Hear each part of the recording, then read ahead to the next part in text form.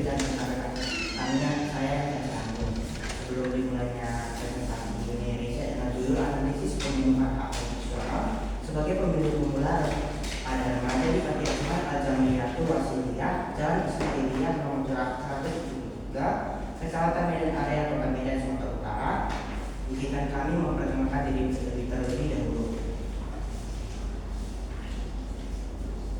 Saya Asal Tertiti dengan NIM 3243111002 dengan nomor urut yang pertama. Baik, perkenalkan Bapak Ibu Dewan Juri, saya Faiz Kurnia Ali Tanjung, NIM 3241111021 sebagai nomor urut 02.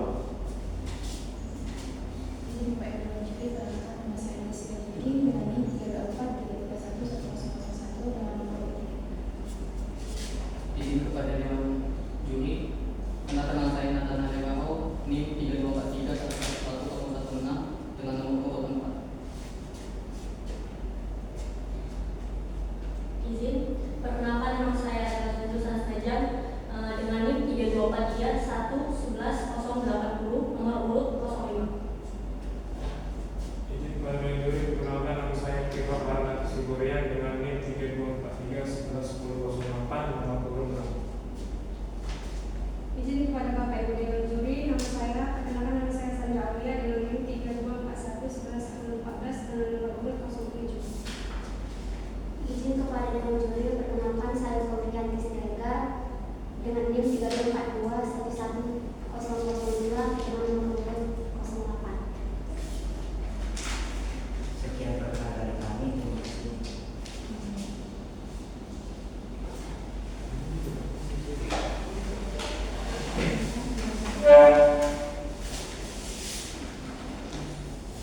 Baik, dalam laporan yang disediakan ditulis pada pokok 4 PDKM reguler B tahun bulan angkatan 2004 dengan judul analisis pemenuhan hak konstitusional sebagai pemilu pemula pada remaja di Panti Asuhan Al-Jamiyatul Wasiliyah Jalan Ismailiyah nomor 173 Kecamatan Medan Raya Kota Medan, di mana hak konstitusional sebagai pemilih pemula adalah hak warga negara untuk berpartisipasi dalam pemilihan umum sebagaimana dijamin dalam Undang-Undang Negara Republik Indonesia tahun 1945.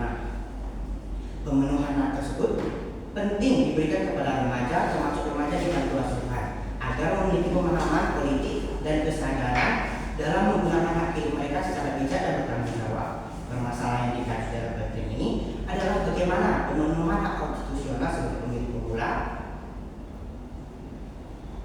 pada remaja di Panti Asuhan Al-Jamiyatul Kota Medan, di mana metode penelitian yang digunakan adalah penelitian kualitatif dengan pendekatan deskriptif, di mana teknik penggunaannya dapat melalui observasi, wawancara, dan dokumentasi. Teknik analisis data yang kami gunakan itu yang adanya yang pertama reduksi data, penyajian data, dan penarikan kesimpulan. Ada tujuan penelitian ini yaitu untuk mengetahui pemenuhan hak konstitusional sebagai pemilih pemula di tingkat pemahaman politik remaja Panti Asuhan serta bentuk edukasi politik yang diberikan kepada remaja di Panti Asuhan Al-Jamiyatul Wasiliyah Kota Medan. Hasil penelitian menunjukkan bahwa pemenuhan hak konstitusional sebagai pemilih pemula pada remaja di Panti Asuhan Al-Jamiyatul belum berjalan secara optimal. Remaja Panti Asuhan telah memiliki pemahaman dasar mengenai pemilu dan hak memilih, namun pemahaman tersebut masih terbatas. Kurangnya sosialisasi dan edukasi politik, terbatas akses informasi, serta belum adanya program pendidikan politik secara khusus di lingkungan Panti Asuhan menjadi faktor yang mempengaruhi rendahnya pemahaman remaja mengenai hak pilih dan partisipasi politik.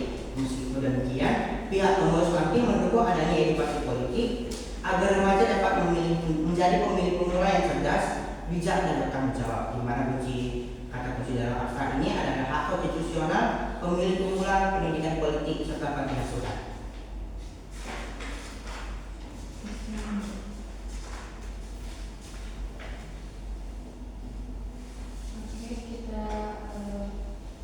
Judul mini riset kelompok 14 B 2024 itu analisis pemenuhan hak konstitusional sebagai pemilih pemula pada remaja di Panti Asuhan Al-Jamiyatul Iya tuh.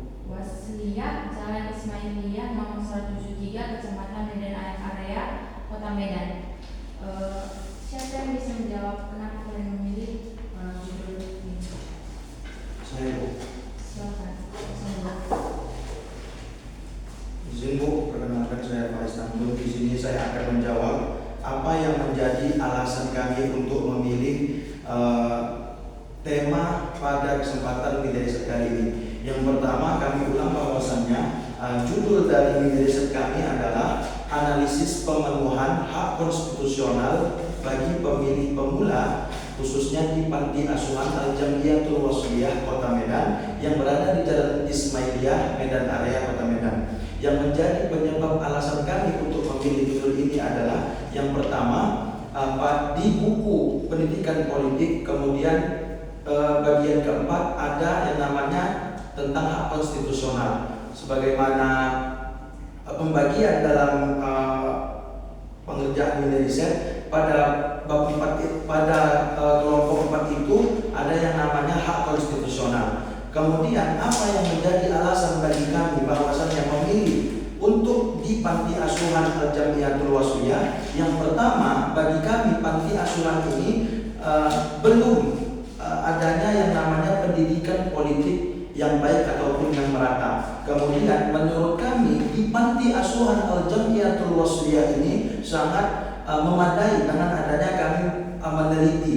Kemudian selanjutnya di Panti Asuhan Al-Jamiyatul Wasliyah ini sesuai dengan umur yang kami cari respondennya, yaitu di mana responden di umur 17 tahun ke bawah yang dimana nantinya akan memilih di tahun 2029. Mungkin itu jawaban dari diri saya Bapak Ibu. Kemudian akan dijelaskan teman kami untuk yang mau menambahkan. Terima kasih.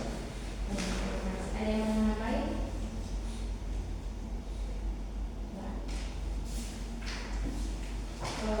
Sebelum kita masuk ke bab 1 ya, untuk halaman judul, halaman pernyataan originalitas, pemasaran itu nggak pakai nama halaman ya. Baik. Mulai itu dari kata pengantar.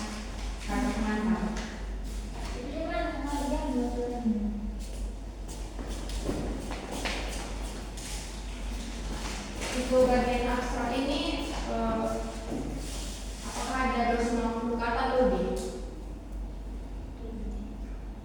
Di situ ada lebih dari 250 kata. Abstrak itu berisi berapa kata?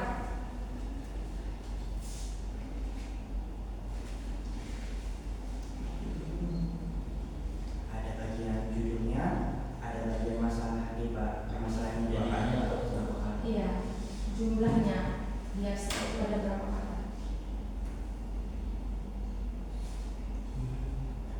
250 kata itu. 250 kata. Ini berapa kata?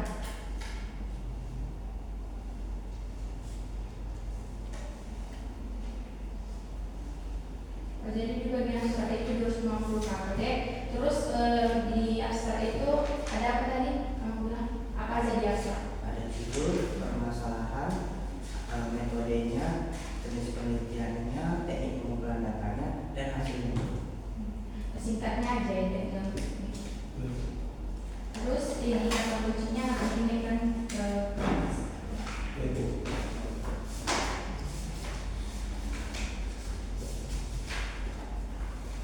masuk kita ke bab 1 pendahuluan, di latar belakang masalah. Apa fenomena penelitian kalian ini? Masalah penelitian kalian. Nomor 3.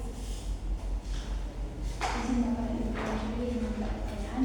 Fenomena dari latar belakang ini kami melihat pada realitanya di kehidupan bahwa partisipasi pemilih itu sangat kurang dikarenakan adanya permasalahan-permasalahan seperti intimidasi dari pihak lain ataupun informasi mengenai pemilu yang masih cukup terbatas. Ada yang bisa menambahi? Izin Ibu Juri.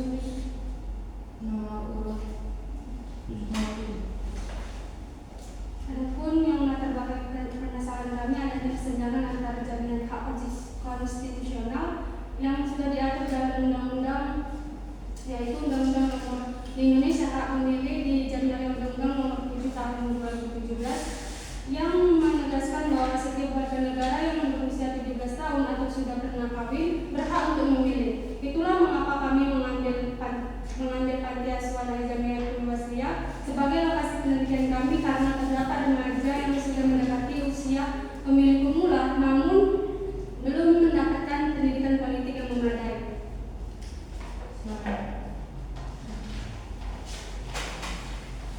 Setelah kalian melihat ada fenomena di panti asuhan tersebut, maka kalian mengidentifikasikannya. Berapa identifikasi masalah dalam penelitian kalian? Bisa ada yang bisa menunjukkan? Itu izin menjawab. Identifikasi masalah kami ada 4. Yang pertama miliknya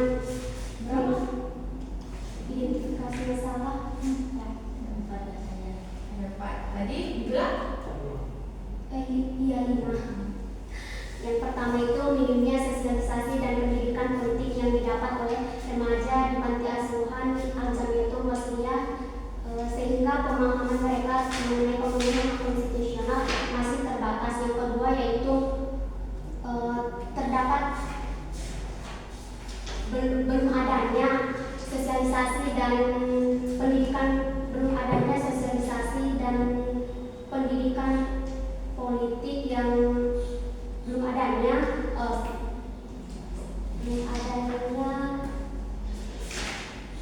program khusus dan terstruktur dari pihak panti asuhan yang dirancang secara khusus untuk memastikan pemenuhan hak konstitusional remaja di panti asuhan Al Jamiatul Wasliyah. Yang ketiga yaitu lanjutkan yang ke-6.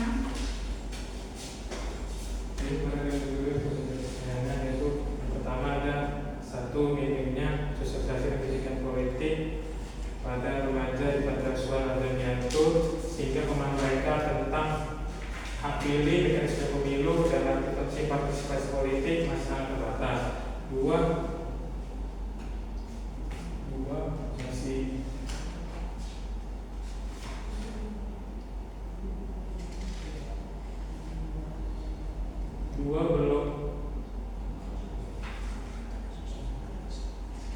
belum terdapatnya program sistematis dan struktur dari pihak panti asuhan yang dirancang yang secara khusus dirancang untuk memastikan pemenuhan hak konstitusional pada remaja panti asuhan sebagai pemilih pemula.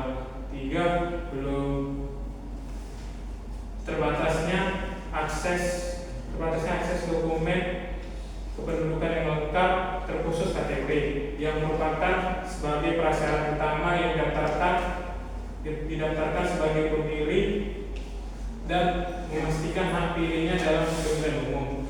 4 yaitu lemahnya kesadaran politik dan pendidikan politik pada panti asuhan sehingga sebagai dampak minimnya stimulasi lingkungan yang kondusif untuk memastikan pengembangan kesadaran politik, karena mereka masih kurang mendapatkan bimbingan dari lingkungan keluarga yang pada remaja pada umumnya.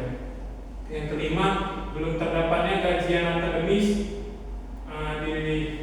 di lingkungan panti asuhan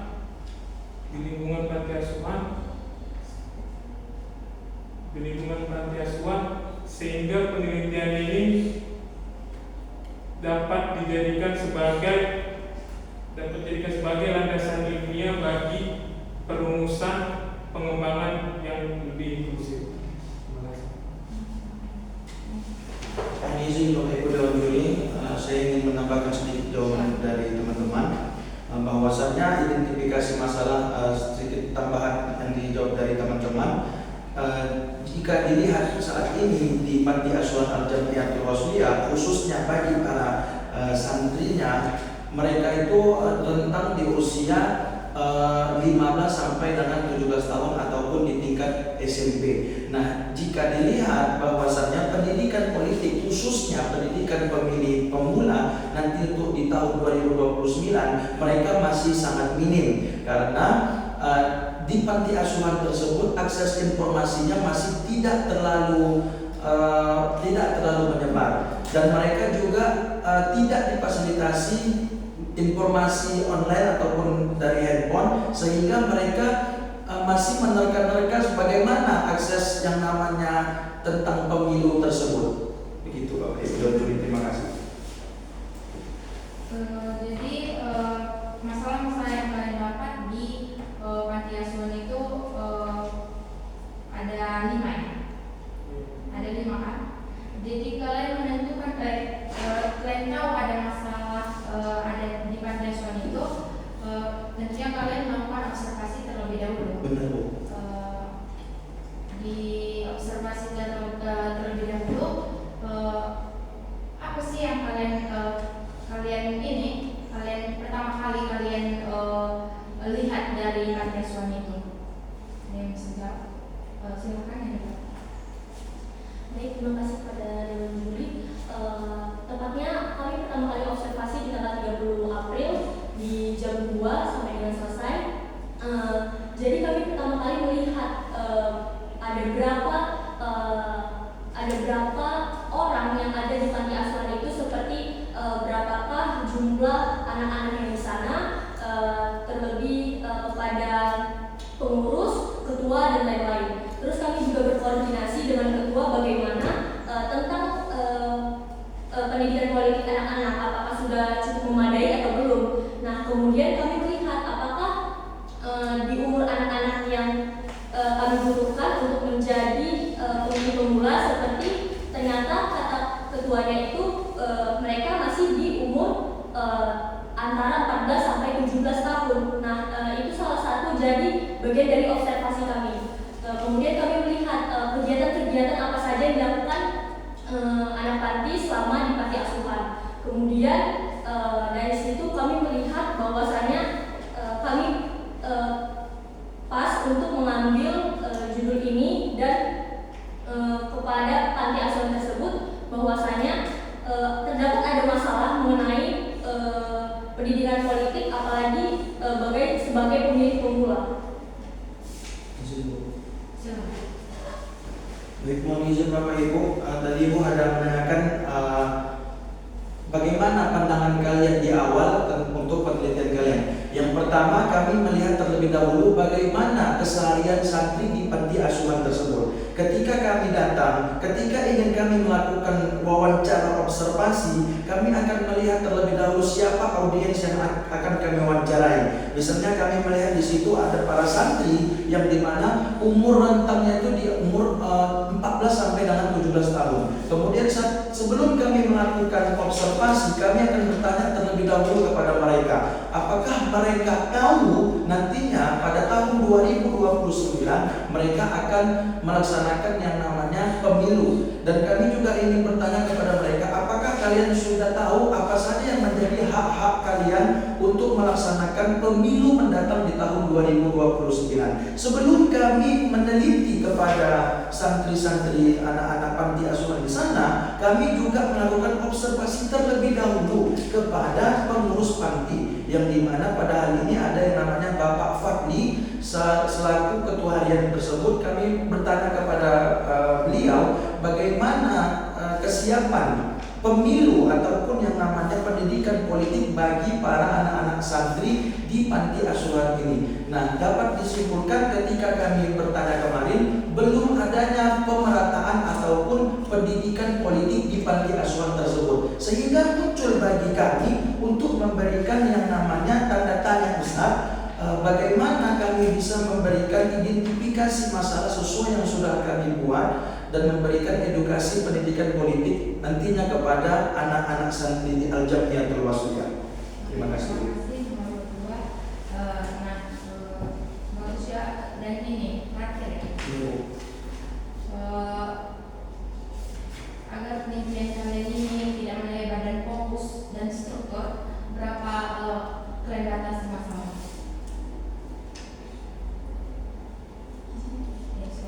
Bapak Ibu dan Ibu, kami membatasi identifikasi masalah menjadi 3. Yang pertama itu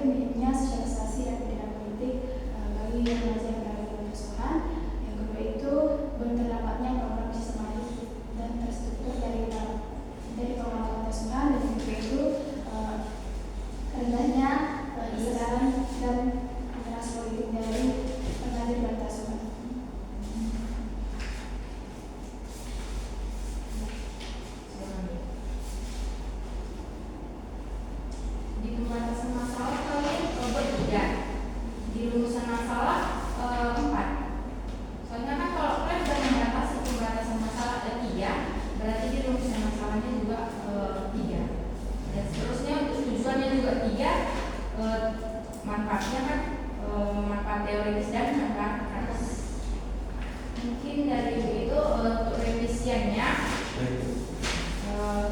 ini untuk spasi judul dan isi itu 1,5.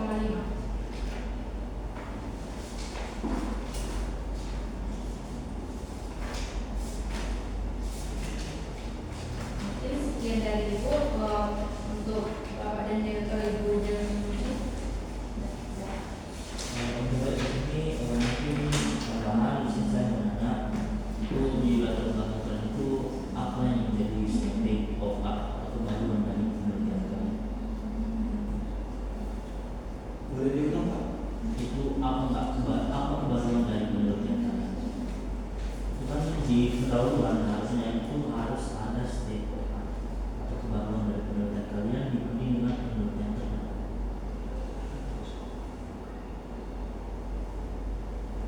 Bisa dijelaskan?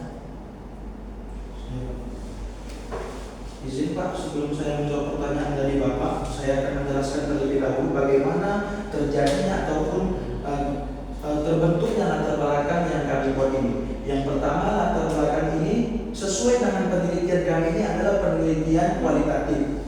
Kalau penelitian kualitatif kami buat latar belakang ini yaitu dalam bentuk piramida terbalik, yaitu dari umum ke khusus.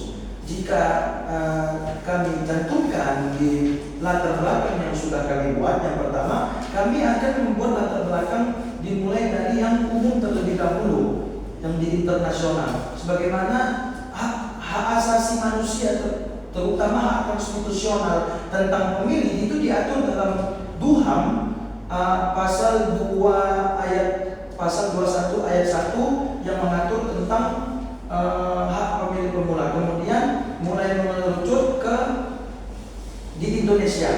Nah, di Indonesia itu sesuai sebagaimana diatur dalam pasal 2 ayat 1 yang mengatur tentang hak konstitusional pemilih dan terutama di Panti Al-Jamiatul Wasliyah. Nah, yang menjadi pembeda antara penelitian kami dengan penelitian yang sebelumnya ataupun yang terdahulu, yaitu penelitian kami ini lebih terkhusus meneliti tentang hak konstitusional anak-anak di panti tersebut.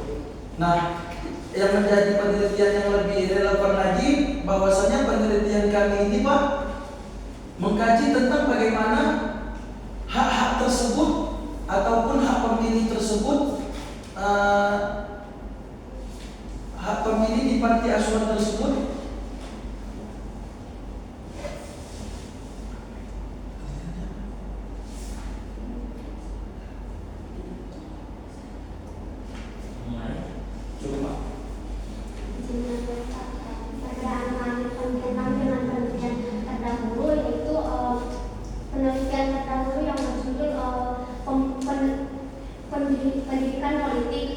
pendidikan politik untuk meningkatkan partisipasi siswa sebagai pemilih pemuda di Kota Singkawang.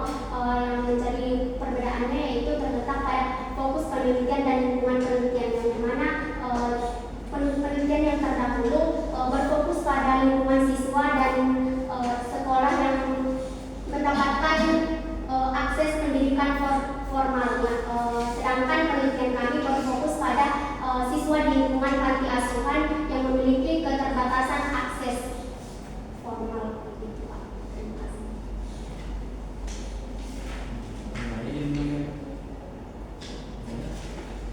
Perbedaan penelitian kami dengan penelitian terdahulu yaitu langsung aja kemajuan. Jadi apa sih yang benar-benar tahu dari penelitian kalian? kemajuan dari penelitian kami ini yaitu bahwa penelitian kami ini menyangkut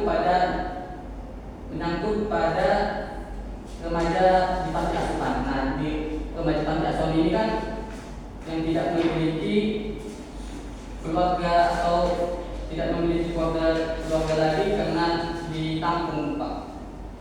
Jadi penelitian kami ini menyangkut hak konstitusional pada remaja panti asuhan dalam hak memilih dan juga hak untuk menerima pendidikan politik yang layak. Oke, Pak. Ya, ada lagi? Ada Pak. Baik, Pak, dari pembaruan ini pada penelitian yang sebelumnya itu lebih terkhusus pada pemilu tahun 2004. Ya, dan jadi kami meneliti ini ke pemilu itu karena pemilu ini akan memilih pada tahun 2009, Pak. Jadi pembaruan itu lebih kami fokus ke tahun 2009 daripada penelitian sebelumnya pada tahun 2024 seperti pada penelitian yang pertama dan yang ketiga, Pak. Ya. Jadi mungkin untuk bab 1 di sini telah jelaskan. Jadi itu yang kamu jelaskan ada memang tulisan. Jadi jelasnya itu dua saja. Di bab 1 latar belakang dibuat bahwasanya kebanyakan dari penelitian dan atau namanya stetokan itu memang harus ada di latar belakang. Jadi biar tahu kalau contohnya membaca laporan itu langsung tahu itu kebanyakan dari penelitian atau pemilih dari penelitian itu langsung ada di latar belakang. Mungkin sekian. Terima kasih untuk Bapak Dine, teman-teman dari Ibu Imanda Muhammad. Terima kasih kepada koordinator. Sejauh ini ya, kalian menjelaskannya dan isi laporannya oke. Penjelasannya juga oke. Ini poinnya berapa? 12 Bu. 12 enggak, ini 11. Di bagian mananya itu Bu? 11 Bu? Di bab berapa Bu? Bab 1 bagian mana Bu? Semuanya langsung 11 karena beda dengan yang sebelumnya. Cuma yang kecil lagi ya, karena kayaknya kecil-kecil lagi dulunya. Ya. Tapi di latar belakang 12 Bu. Coba kamu membandingkan.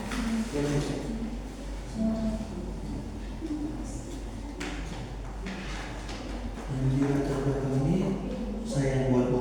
Kalau ini sesuai dengan ukuran 12 Bu dan 1,5. Perbedaannya di mana Bu? Di tulisannya atau di isinya maksudnya? Iya, jadi ukuran dulunya ya. Oh, baik. Ya, coba share ya. Oke, di sini kalian juga sudah mencantumkan data-data, ya kan? Bagaimana cara kalian mendapatkan data? Salah satunya data yang dari Kementerian Sosial Republik Indonesia pada tahun 2023 yang menyatakan terdapat sekitar 450.000 anak yang tinggal di panti asuhan itu, namun belum mendapatkan hak politik yang optimal. Itu dari mana kalian dapat? Kementerian Sosial RI ini kan? Oke, ini ada kutipannya kan? Saya cuma nanya didapat dari mana?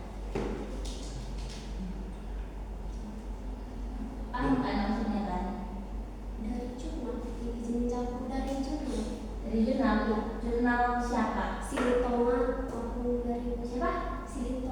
Silitonga, yang ya. Jurnal bagi orang berpikir kajian teori kan? Enggak, ini kan ada datanya kan, Kementerian Sosial Republik Indonesia. Ini kalian dapat dari mana? Dari jurnal Kementerian Sosial Bu, yang dimana itu merupakan jurnal dari Gini misalnya, ada jurnal ini kan, ada datanya, ada Kementerian Sosial Republik Indonesia. Itu isinya kalian ambil dari jurnal itu yang ada mengatakan itu. Nah, jadi gini, kalau yang kalian tulis itu nanti kutipan itu dari jurnalnya, gitu. Di akhirnya itu dari jurnalnya. Misalnya kayak gini, berdasarkan Kementerian Sosial Republik Indonesia menunjukkan data bla. Jadi yang dikutip ini jurnalnya yang kalian ambil dalam jurnal. dalam artian citasi gitu. Iya. Ya citasi yang itu. Oke, kalau kutipannya tadi. Maksudnya itu ini buatkan citasi gitu maksudnya. Ini terus ya penulisan kutipannya ini saya nih. Iman Handayani dan Tuan dari biasanya kalau lebih dari dua tulisnya Di dia kakak. et al atau ya apa. Oke. Nah ini bagaimana penulisan kita? Manual. Kalau yang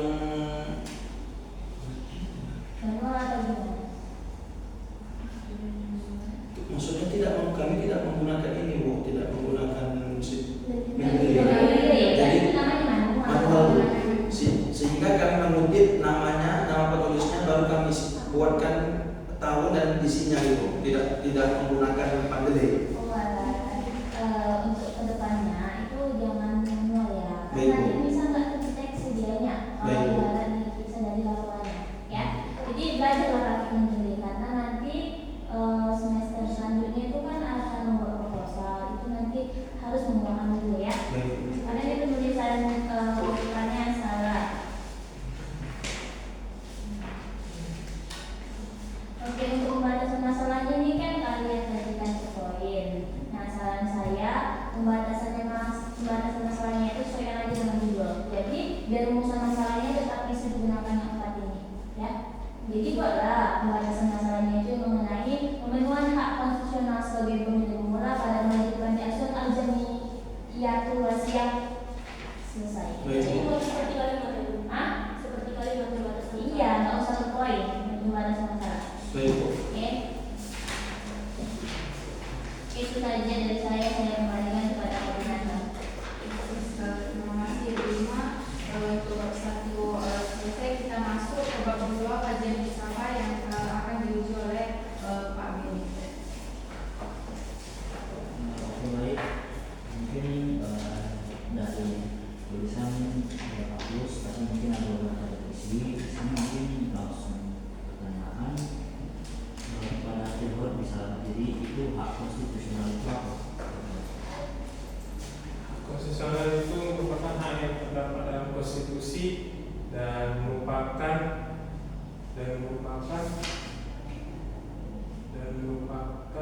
bagian dari kemanfaatan hukum yang substansinya berbeda-beda dari setiap negara.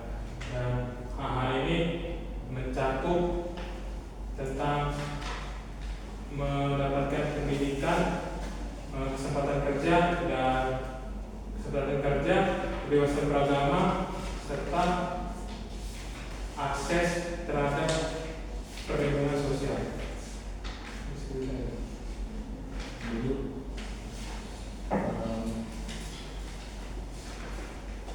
pemilih pemula nomor 4. Pemilih pemula adalah seorang yang baru pertama kali memilih yang berusia 17 tahun atau yang sudah menikah, atau pertama kali yang pemilih pemula adalah seseorang yang baru pertama kali memilih yang berusia 17 tahun atau lebih dan pertama kali memilih untuk mendapatkan hak pemilih dan hak memilih. Itu yang baru pertama kali menikah maksudnya gimana? Oh, yang baru pertama kali menikah itu kayak gini Pak. Contohnya kan ada seorang berusia 15 tahun tapi sudah menikah Pak. Nah jadi dia sudah mempunyai KTP resmi dari negara atau sudah resmi kawin Pak. Jadi pada syarat pemilihan itu kan harus mempunyai KTP atau berusia 17 tahun. Oke. Setahu saya kalau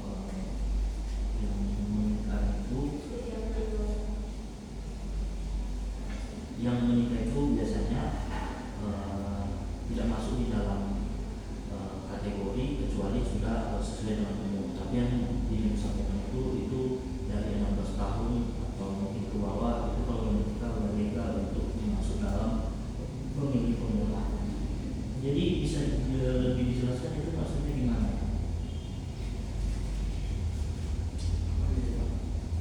Itu memang contoh nih yang 13 tahun, anak-anak 13 tahun menikah, dan kalau menikah itu kan disampaikan ke suaminya tadi sudah dianggap dewasa, berarti itu dia sudah bisa memilih menjadi seorang pemilih pemula. Sudah atau belum? Karena ada inkonsistensi antara kami. Dari yang disampaikan 05 sudah dewasa, berarti saya simpulkan itu bisa. 08 bisa dijelaskan deh. Menjawab orang yang sedang menikah tetapi umurnya belum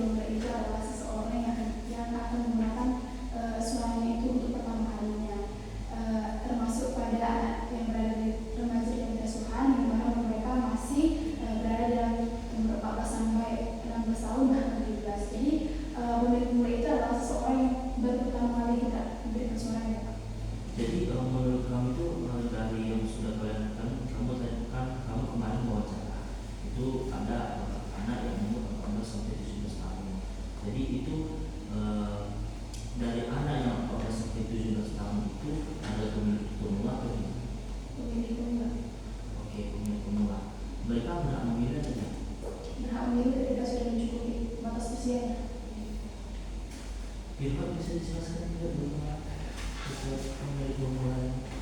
Oke, saya bilang itu di sini kan pemilik pemula itu kan ketika usia sudah mencapai 17 tahun hingga 20 tahun. Karena kan di sini kan untuk memilih itu kita harus memiliki KTP maupun kita nikah muda pun kalau tidak memiliki KTP kita tidak bisa memiliki hak suara dalam pemilihan umum. Karena kan KTP itu sebagai penunjuk kita kalau kita sudah memiliki hak atau kependudukan di negara kita ini. Nah, di sini kan ada inkonsistensi, ada perbedaan jawaban. 04, 03, 08 itu sama jawabannya dengan 05. Sedangkan pilot sendiri beda sendiri. Itu bisa nggak dijelaskan Ketua? Bagaimana jawabannya sebenarnya terkait pemilu pemula ini? Baik Pak, terima kasih dari bagian kajian teori bahwa syarat menjadi pemilih itu dilihat dari kartu tanda penduduknya.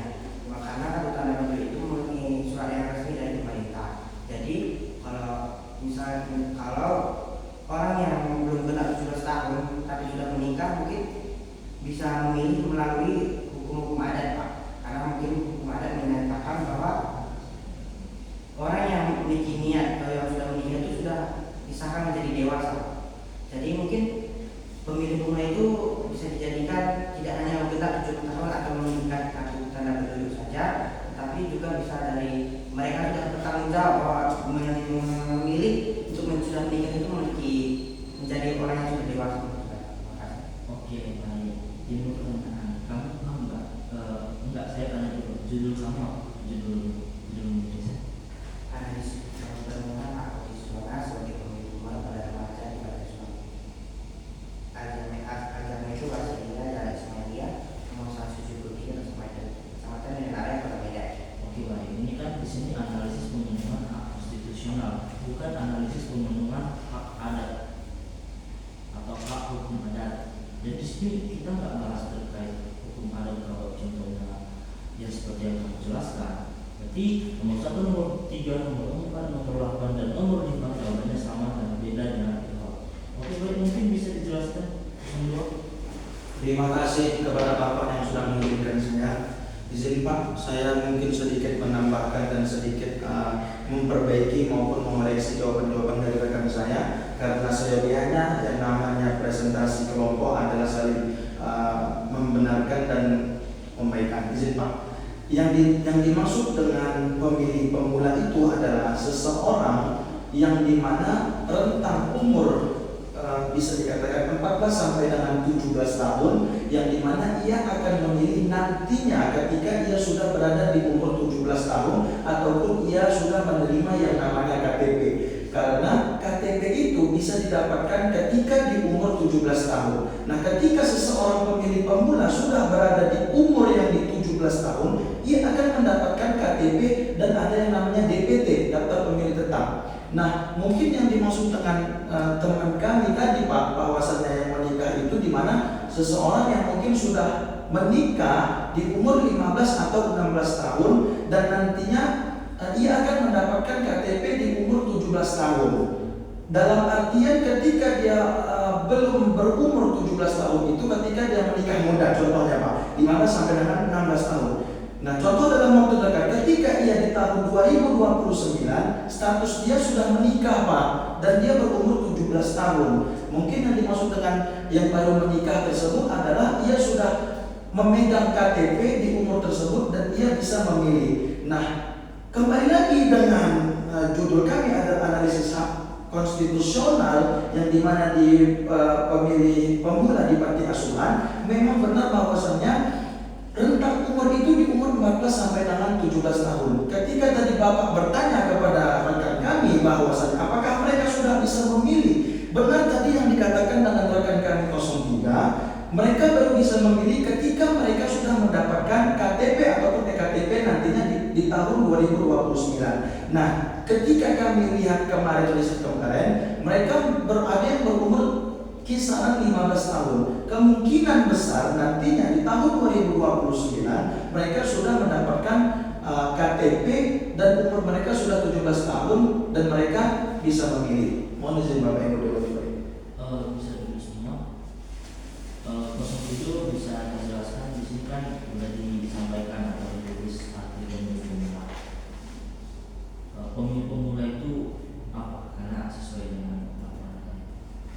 Bismillah Pak, izin menjawab. Pemilih pemula adalah seseorang yang baru pertama kali ikut serta dalam kehidupan politik, yang dimana seseorang yang sudah berusia 17 tahun yang sudah memiliki KTP sudah berhak untuk memilih terhadap kandidat yang dia pilih. Sekian Pak. Jadi jawaban yang saya tunggu itu adalah jawaban yang disampaikan 07 dan PH bahwasanya pemilih pemula disampaikan bahwasanya pemilih pemula adalah pemilih yang baru pertama kali memilih karena usia mereka baru memasuki usia pemilih 17 hingga 21 tahun. Jadi di bawah 17, 16 sampai ke bawah itu bukan pemilih pemula. Itu jelas bukan pemilih pemula. Pemilih pemula adalah pemilih yang baru pertama kali menginjak usia mereka dan merupakan pemilih yang memang baru pertama kali akan memilih di dalam pemilu. Jadi itu jawaban yang mau saya dapatkan. Mungkin bisa duduk 07. Terima kasih. Baik, di sini demokrasi dan partisipasi politik.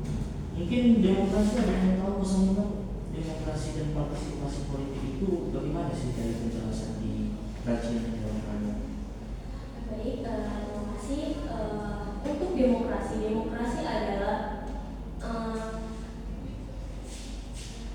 adalah sistem pemerintahan yang dimana akan adanya keikutsertaan dari warga negara untuk mengikuti atau menentukan arah kebijakan pemerintahan atau negara. Sebaliknya, di mana partisipasi politik itu adalah keikutsertaan warga negara untuk memberikan suara seperti pemilu, keikutsertaan ke dalam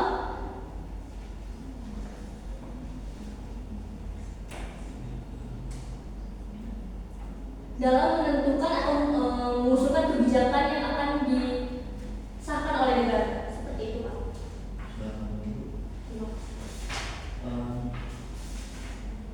Di sini teori yang akan dipakai di bab 2 teori satu.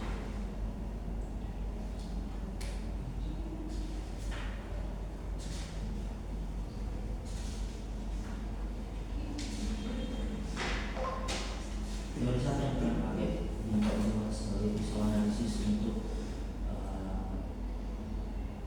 kelengkapan laporan tadi. Di sini sudah tulis kok.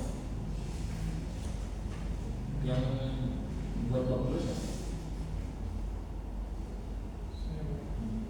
Mungkin karena kalian belum tahu itu teori siapa yang tahu.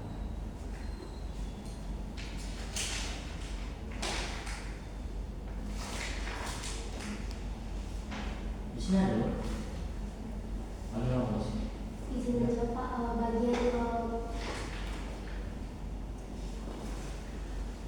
bagian panti asuhan sebagai lembaga pengasuhan sosial itu teori dari Silitonga dan kawan-kawan tahun 2022, sedangkan teori yang ketiga akan dijelaskan oleh teman saya tersebut. Terima kasih.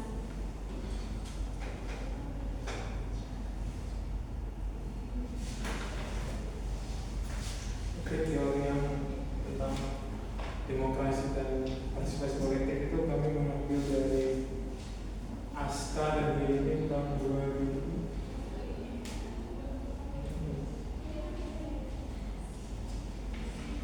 Mana ada di sini?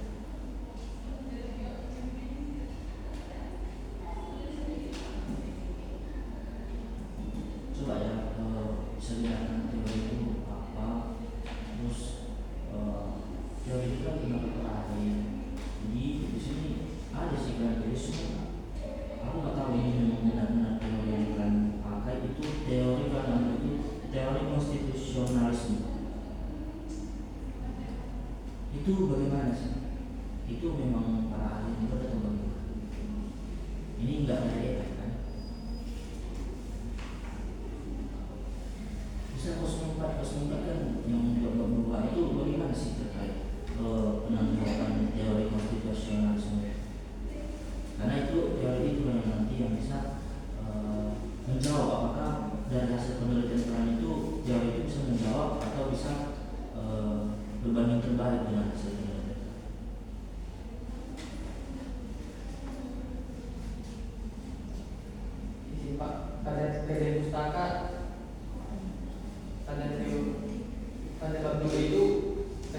kedepannya juga tidak apa yang menurut Pak. Tidak. Tetapi pada kemudian ke depan saja. Ya udah, pokoknya untuk berubah. Dan ini kelompok itu bagaimana sih? Itu kalian kan teori konstitusionalisme itu bagaimana sih penjelasannya di bab 2?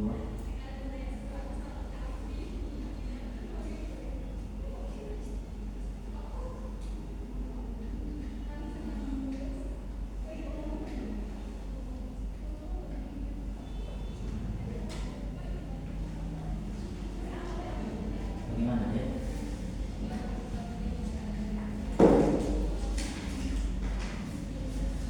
Dari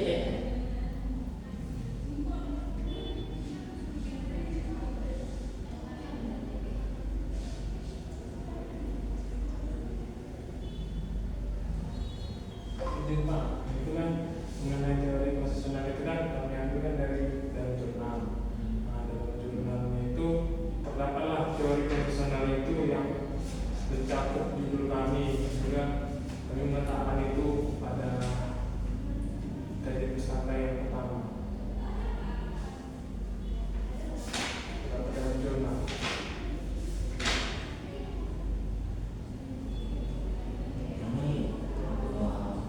Kalau bisa dibilang kutipan dalam kutip. Jadi harusnya kalau kalian ambil itu ya langsung dari teorinya, itu teori siapa, dan kalian langsung ambil dari situ. Jangan dari jurnal orang. Ini kan contohnya kalau kalian publish kan, contohnya ini dari saya publish.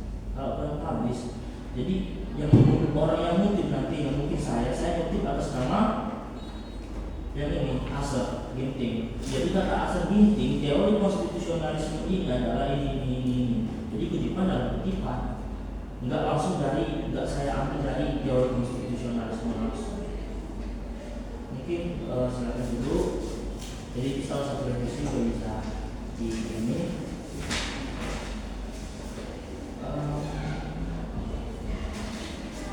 Penelitian relevan. Penelitian relevan siapa yang mau menjelaskan? Penelitian relevan kami yang pertama berjudul pendidikan politik untuk meningkatkan partisipasi siswa sebagai pemilih pemula, yang ditulis oleh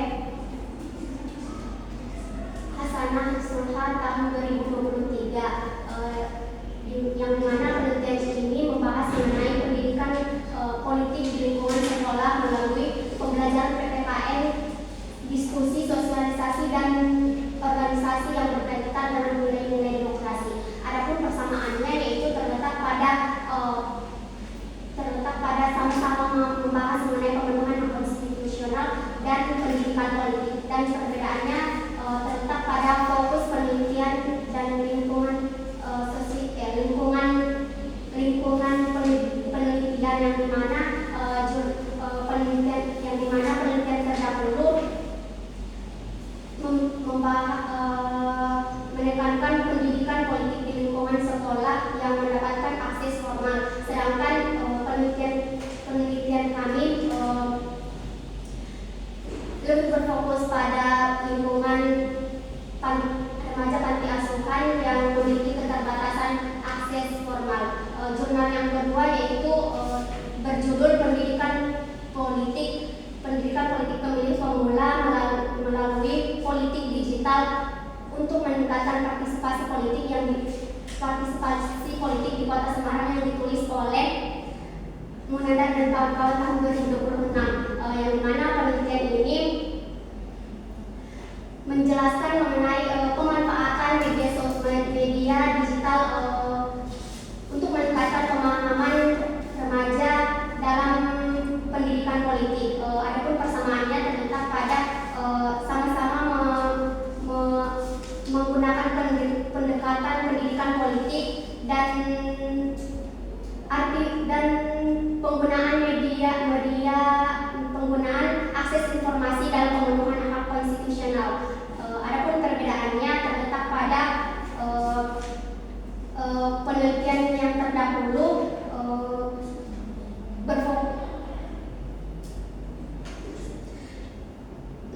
lebih berfokus pada penggunaan media digital sebagai sarana pendidikan politik. Adapun sedangkan penelitian kami lebih berfokus pada lingkungan remaja panti asuhan yang memiliki keterbatasan akses informasi. Adapun jurnal yang ketiga yang ditulis yang berjudul pendidikan politik yang relevan untuk generasi Z dalam konteks pemilu 2024 yang ditulis oleh Ilmar dan kawan-kawan tahun 2024, yang dimana penelitian ini membahas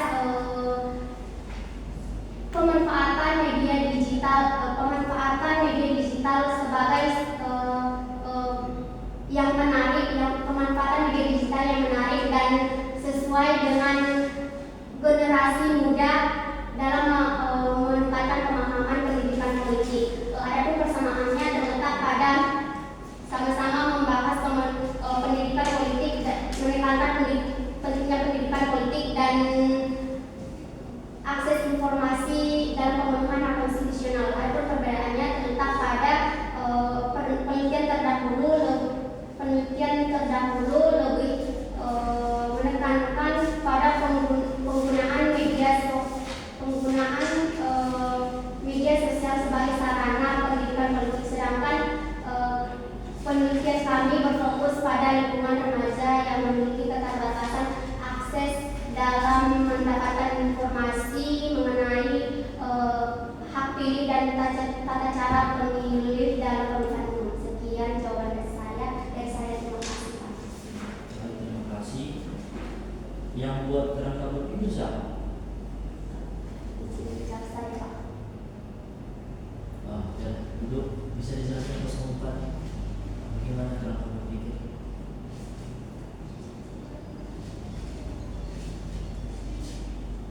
Baik, kerangka berpikir kami yaitu pemenuhan hak konstitusional pada pemilih pemula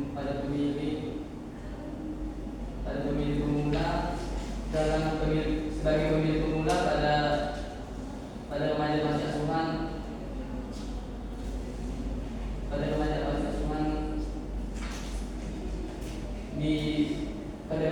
asuhan di Al-Jami Tayu, Al-Jami Atul, Ismailia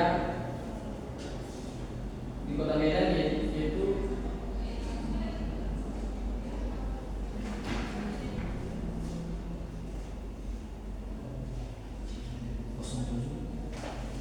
Terima kasih Pak, izin menjawab. Adapun kerangka berpikir kami yaitu topik besar yaitu pemenuhan hak konstitusi sebagai pemilih pemula. Topik ini kami kaji dalam 4 aspek teori, yaitu pertama hak konstitusional warga negara, yang kedua pemilih pemula, dan yang ketiga demokrasi dan partisipasi politik, serta yang keempat panti asuhan sebagai lembaga pengasuhan sosial. Nah, keempat teori ini kemudian kami analisis menjadi satu untuk menjawab fokus penelitian kami di Panti Asuhan Al-Jami Atul Wasliyah. Sesuai dengan judul penelitian kami yaitu analisis pemenuhan hak konstitusional sebagai pemilih pemula di panti sebagai pemilih pemula pada remaja di Panti Asuhan Al-Jami Atul Wasliyah yang beralamat di Jalan Ismailia nomor 173 Kecamatan Medan Area Kota Medan. Oke, baik. Mungkin silakan duduk.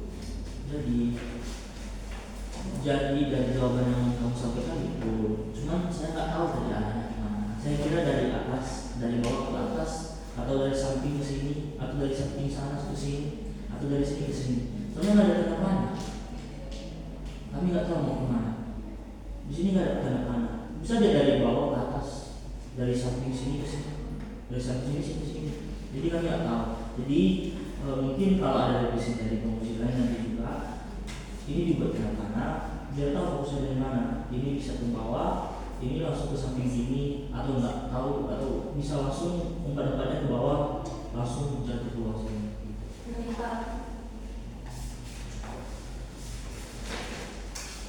Terus mungkin karena waktu juga semakin ini untuk pertanyaan sudah siap.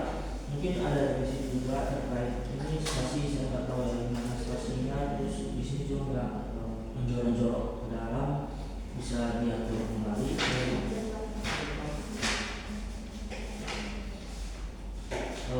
Untuk ini ya, untuk penelitian relevan sama beberapa kajian teori di sini sudah lebih bagus dari kelompok sebelumnya.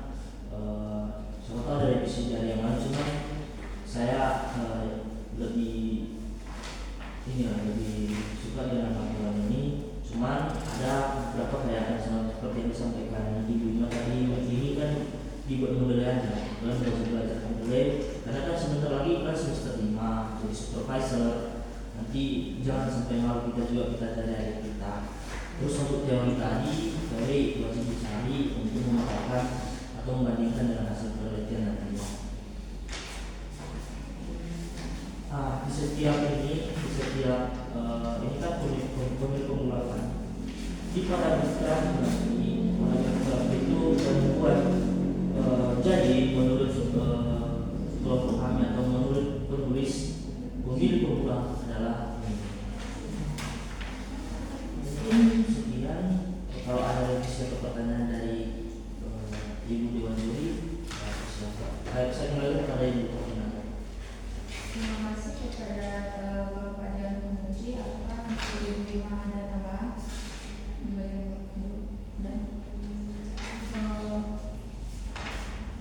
Mungkin di bab 2 udah bagus ya. Ini aja.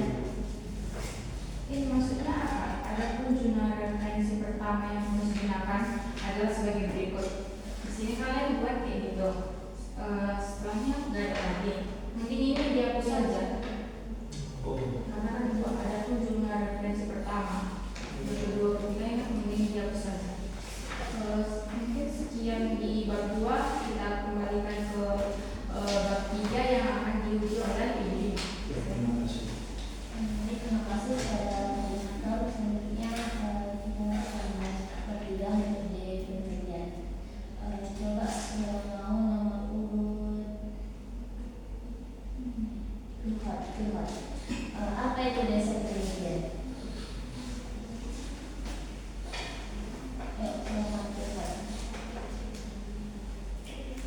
Ini nggak diskusi. Desain penelitian itu apa? Apa yang dimaksud dengan desain penelitian?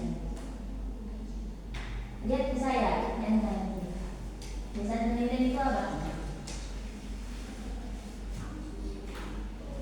Baik Bu, terima kasih atas pertanyaannya. Desain penelitian itu adalah merupakan tempat atau wadah tempat kami meneliti di suatu tempat, yaitu Itu lokasi penelitian. Desain di awal.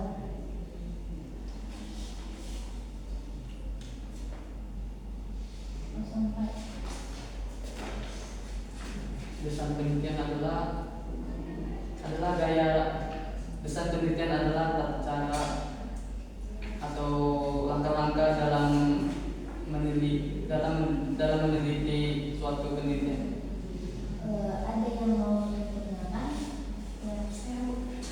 Baik, terima kasih izin menjawab Bu. Desain penelitian adalah rancangan peneliti yang digunakan sebagai pedoman proses penelitian dan bertujuan untuk memberi pegangan yang jelas kepada peneliti. Adapun desain penelitian dalam penelitian kami, tujuan penelitian, metode penelitian, lokasi penelitian, waktu penelitian, subjek penelitian, teknik pengumpulan data, dan teknik analisis data. Terima kasih, selamat terus. Oke, itu kan bisa dijelaskan. Nah, itu kan bukan pendapat kalian sendiri. Nah, itu dari mana itu? Itu narasi siapa yang kalian angkat mengenai desain penelitian? Izin Bu, dari kutipan Sugiono 2018. 2018. Kenapa nggak dibuat di awal itu? 2018 atau 2017? 2017.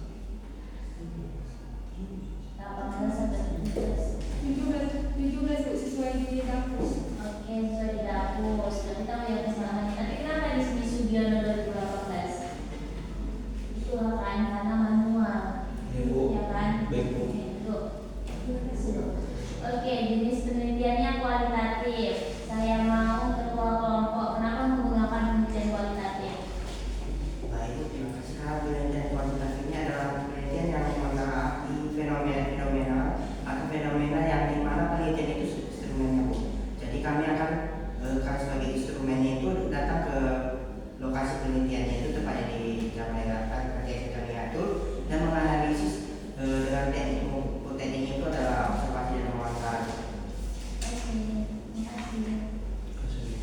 Udah. Oke, jenis penelitiannya kualitatif, metodenya apa? Oke, Najwa. Baik, terima kasih. Metode penelitian kami adalah metode penelitian kualitatif deskriptif. Kualitatif deskriptif. Di sini tulis deskriptif kualitatif. Nah, untuk tipe-nya itu buat aja metode penelitian yang digunakan adalah tipe deskriptif dan ya. Kalau dia jenis penelitiannya kualitatif, tipenya dengan pendekatan deskriptif. Gitu. Nah, untuk di jenis penelitiannya itu menggunakan kutipan Sugiono 2017 saja ya. Iya, Bu. 17, Bu. Metodenya dengan Sioto. Dari 2005. Iya, Sioto. Nah, itu biasanya kan ada bukunya itu kan. Ini kan kutipnya dari mana, buku kan? Buku kan. Itu kan gak lengkap biasa metodenya. Berarti antara jenis penelitiannya ini dengan metodenya ini nggak sama kalian kutip lah. Karena kutipan metode dari Siodik dan Sioto. Sedangkan jenis penelitiannya Sugiono. Nah, ini nanti diperbaiki lagi. Jadi dia harus menggunakan Sugiono juga. Jadi dia basinkron ya. Dari satu penelitiannya. gitu ya, Bu. Ya. Baik, Bu. Lokasi penelitiannya.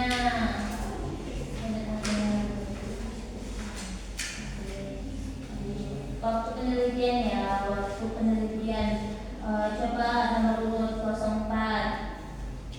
Kapan kalian melakukan observasi? Ikut observasi kan?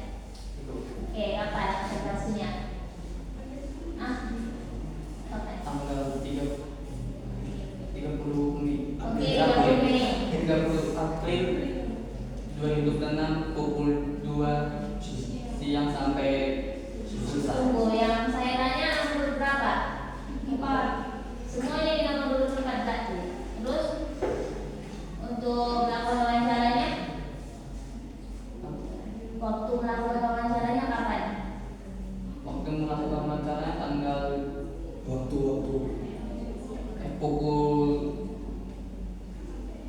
Iya, maksudnya waktu itu ya tanggal juga, tanggal berapa gitu. Jadi nggak ikutin juga. tanggal 30. Tanggal 30 observasi. Ini riset atau wawancaranya kapan? Kan nggak sehari kita melakukan penelitian.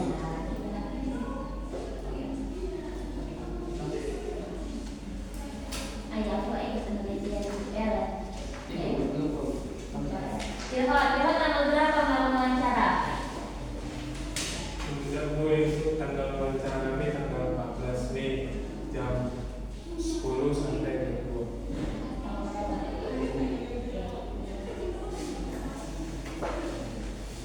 Subjek penelitian ya. Coba nomor urut 03 apa arti dari subjek penelitian?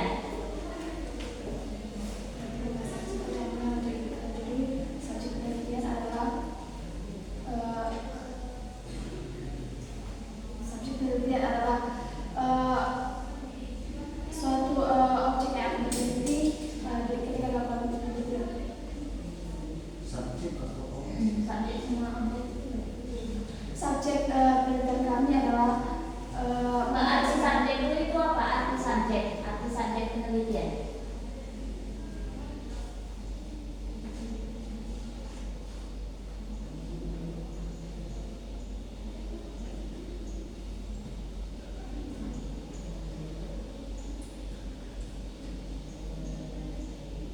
Kedua, subjek penelitian apa? Jadi subjek penelitian itu adalah bahan benda atau orang yang diteliti peneliti untuk mendapatkan informasi-informasi yang ingin mereka dapatkan dalam penelitian. Apa tadi? subjek penelitian adalah objek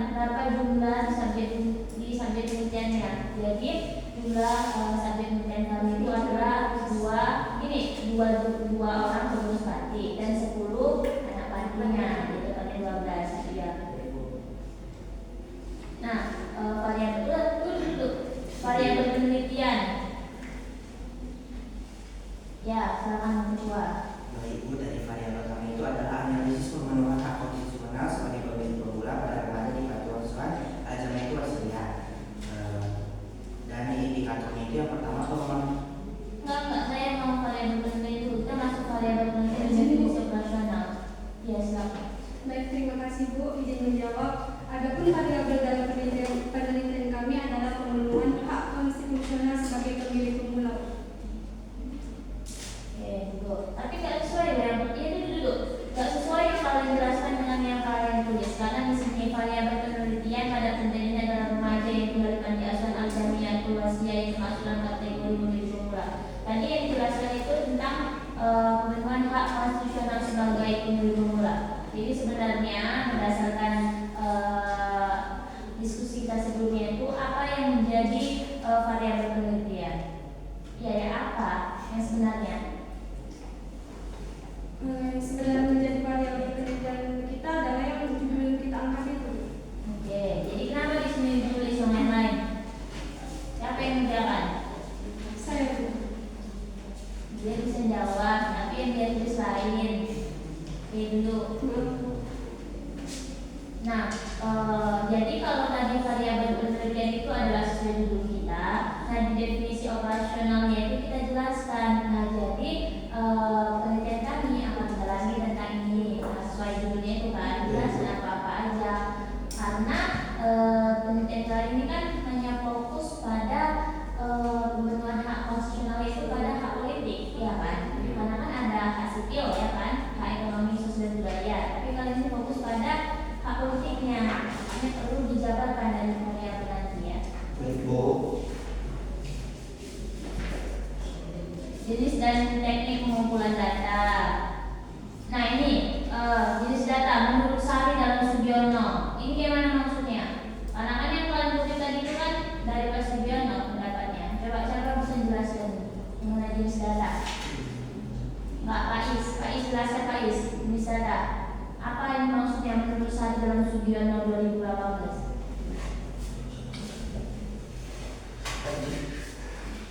Jadi Bu, menurut Sari dalam Sugiono itu kutipan dalam kutipan Bu. Maksudnya ada perkataan dari Sugiono yang dirangkum dibuat oleh Sari tersebut Bu. Jadi ada kutipan dalam kutipan. Enggak, kan tadi Pak Is bilang pendapat Pak Sugiono kan. Nah ada di kutipan Sari. Ya kan, gitu yang saya tangkap dari pembahasan Pak Is. Jadi kalau emang ingin mendapatkan pengertian jenis data dari si Sari, menurut Sari berarti ada dari buku Pak Sugiono itu pendapat Sari tentang jenis data. Tidak. Enggak. Jadi ini sebenarnya pengertian jenis data diambil dari yang mana? Ya, dari siapa? Jadi isinya itu dari jurnal Antasari, tapi di jurnal Antasari itu ditulis itu menurut Sugiono. Terdapat perkataan dari Bapak Sugiono. Nah itu seharusnya gini, menurut Sugiono dalam Sari. Iya lah, kan pendapat Pak Sugiono dari jurnal Sari gitu. Iya kan? Karena tuh yang mengutip teori dari sebelumnya. Buku jurnal Sari. Balik ini, oke? Berarti menurut Sugiono dalam jurnal Sari. Ya, jenis data. Duduk. Oke Bu. Oke, coba ya ini diperhatikan dalam penulisannya.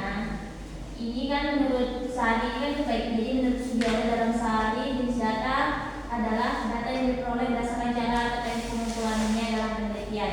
Artinya data dibedakan dari bagaimana peneliti mendapatkan di lapangan. Nah coba ini narasinya itu diperbaiki. Ini kayak narasinya nggak formal, ya. Kalau emang kalian kutip dari pendapat Pak Sugiono itu apa yang ditulisnya di sini dicantumkan. Lalu ini setelah titik nggak dikasih spasi. Setelah titik nggak ada spasi langsung jenis data. Nanti diperhatikan ya antara setelah Anda baca itu ada spasi lalu masuk kalimat baru, ya. Setelah di akhir kalimat juga nggak ada titik. Ini nggak ada titik ini, ada dua yaitu sekunder dan primer. Tapi nggak ada titiknya, perhatikan ya. Oke, pertama itu ada data primer. Coba 04, data primer itu apa, data sekunder itu apa? Baik, data primer adalah suatu data dengan data primer adalah penelitian yang diteliti Sedangkan data sekunder yaitu data yang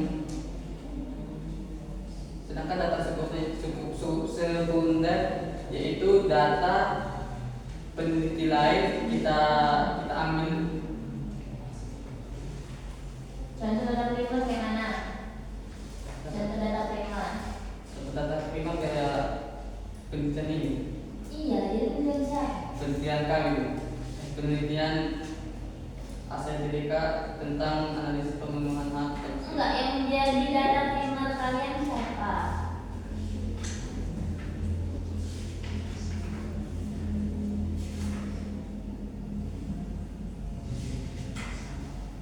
Coba lihat. Terima kasih pertanyaannya kepada Bu Juri. Yaitu data primer itu adalah data pertama yang kami gali dari anak-anak santri yang di panti asuhan, dan data sekunder itu adalah data yang kedua yang kami ambil dari berupa kutipan, itu mau jurnal, buku, berita, dan apapun itu. Terima kasih. Oke, apa data primer? Data primer adalah data yang kami ambil dari penelitian santri. Penelitian santri yang bagaimana? Penelitian yang kami lakukan yaitu penelitian pada santri pada pemenuhan hak konstitusional pada domain pemula. Sedangkan pada data sekunder yaitu data yang kami kaji atau kami ambil, kami kaji atau kami analisis yang berasal dari buku, jurnal atau artikel. Oke, dulu. Oke, ada dua data ya, data primer. Tapi ini narasinya terlalu sedikit. Sudah kalian buat ini pengertiannya apa? Lalu dijabarkan apa aja data primernya. Data secara langsung itu kami melakukan wawancara, dengan. Lalu kalau data sekunder itu dari pihak kedua, misalnya buku, jurnal ataupun misalnya kita minta dokumen dari pihak itu. Nah, itu maksud data sekunder. Ini yang satu ada tanda bacanya, data primer, data sekunder nggak ada tanda bacanya, nggak konsisten dengan si Faiz. Oke, itu nanti ditambahin ya. Ini juga teknik kumpulan datanya ya. Ini narasinya dikit-dikit kali. Kenapa yang dikit-dikit kali? Biar hemat kertas. Ini juga teknik analisis datanya.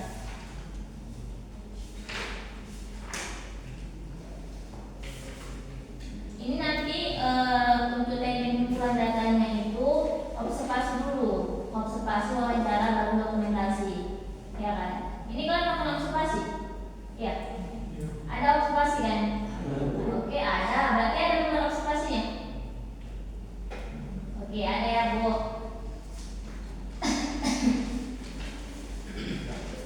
Ya, kita tengok ya. Katanya dia observasi. Nah, kalau tadi kalian sajikan teknik pengumpulan data itu ada 3 teknik, maka di instrumennya itu ada 3 instrumen juga. Ada yang bisa menjelaskan bedanya teknik sama instrumen? Bedanya teknik pengumpulan data sama instrumen pengumpulan data.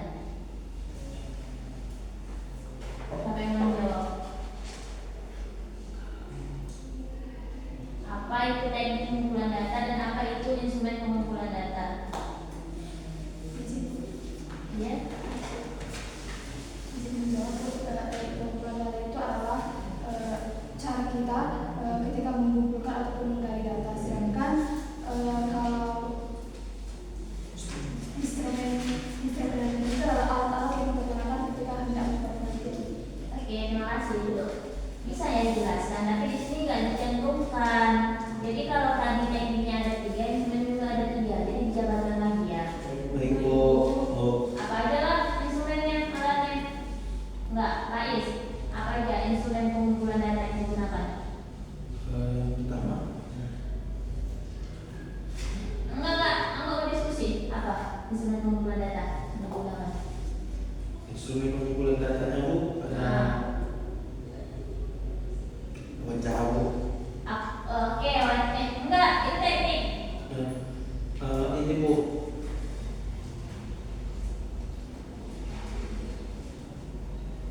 Ada soal yang diberi. Proses. Tidak Bu, itu di project Bu. Iya, makanya saya bilang kalau soal itu proses atau pretest itu.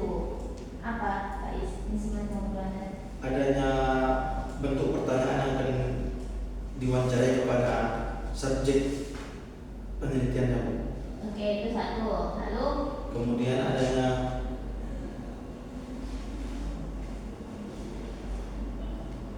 lembar observasi, Bu. lalu Adanya pertanyaan kemudian lembar observasi. Kemudian yang ketiga itu adanya dokumentasi, Bu. dokumentasi dulu. Penelitian. Dokumentasi atau dokumen? Dokumen, Bu. Dokumen aja, Bu. Dokumen itu bisa berupa contohnya seperti apa saja yang diambil dari ketika meneliti tersebut, Bu. Oke, jadi biar kita sama-sama paham, itu memang harus sinkron ya antara teknik, cara kita dengan alat yang kita gunakan, dan usahakan itu berurutan ya Pak Is. Dan lembar observasi dulu, baru kalau pertanyaan itu namanya pedoman daftar Isinya. pertanyaan, lalu setelah itu dokumentasi. Lalu kisi-kisi instrumen data, oke, variabelnya judul, tapi nggak usah dimasukkan lokasinya, ya.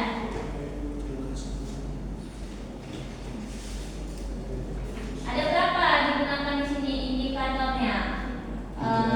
Firhot.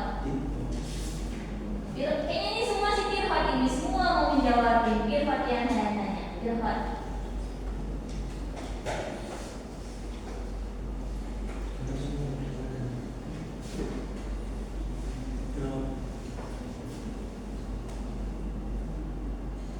Apa Firhot? Indikator.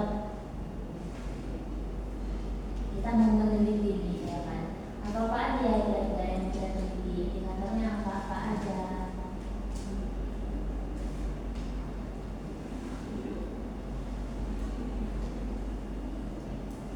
Kayaknya ketua yang mau menjawab, ketua.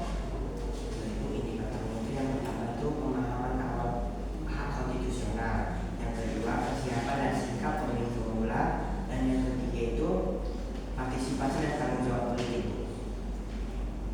Itu benar nggak yang disampaikan oleh ketua nomor urut 03? Benar.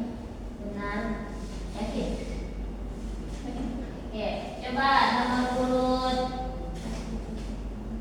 5, nomor urut 5 siapa? Oke, jelaskan dulu deskriptornya apa dari indikator pertama.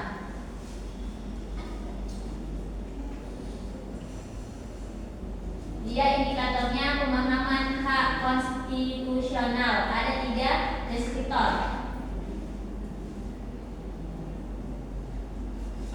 Ini siapa yang nyusun?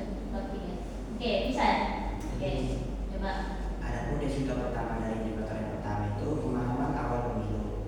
Deskriptor kedua indikator yang pertama pengetahuan tentang hak memilih usia 17 tahun.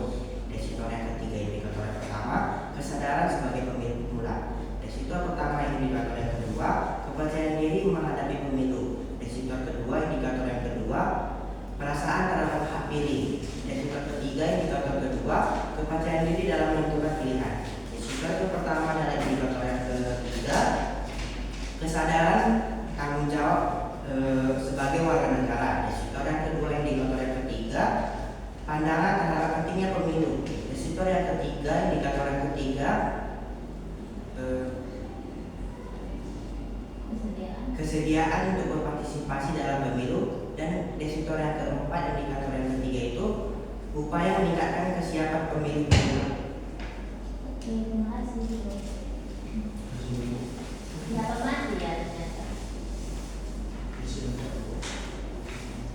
Oke, teknik analis datanya ada berapa? Nomor urut 04. Teknik analisis datanya.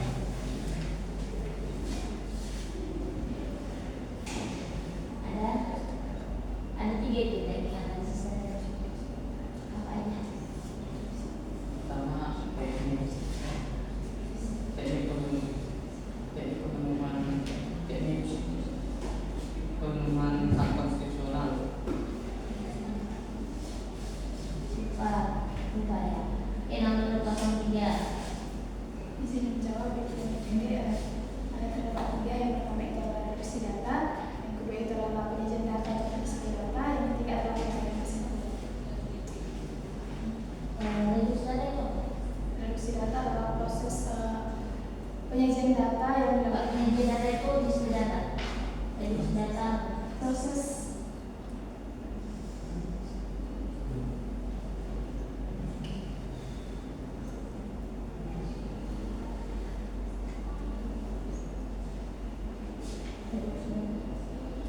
Ya, apa itu reduksi data?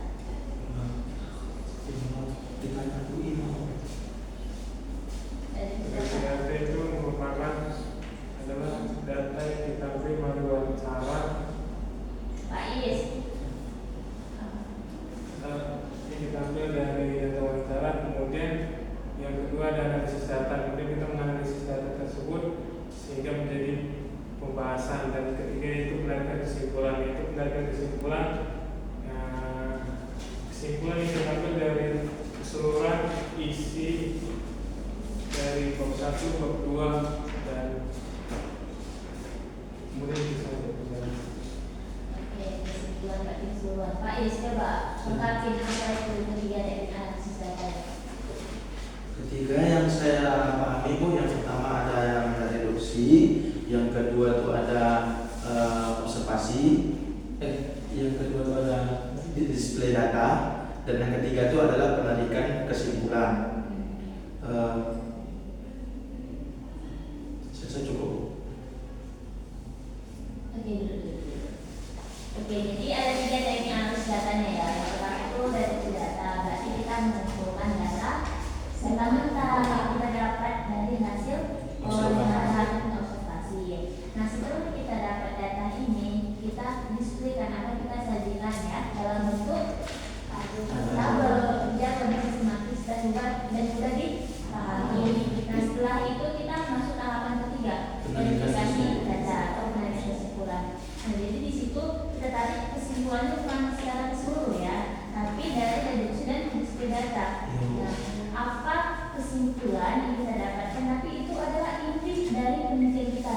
Sebelum kita bahas, sebelum kita masuk di pembahasan gitu. Jadi kita analisis dulu datanya agar lebih terarah juga. Kadang kan misalnya gini ya, kita wawancara nih kan, kita nanya A, tapi nanti si narasumber kita ini jawabnya sampai ke B, C, D. Nah, itulah jadi gunanya dari kita mengumpulkan data tadi dari data. Jadi kamu melihat apa aja? Reduksi data itu data-data yang kita teliti, Data yang kita dapatkan yang kita dapatkan dalam observasi. Data-data yang kita dapatkan dalam melakukan melakukan penelitian. Yang kedua itu display data, itu setelah kita mendapatkan data itu kita menarik kesimpulan, menganalisis atau menyajikan data tersebut dalam bentuk tabel. Oke, selanjutnya yang terakhir Penarikan kesimpulan yaitu menyimpulkan semua data yang kita peroleh dan kita menarik kesimpulan dan kita menarik satu kesimpulan.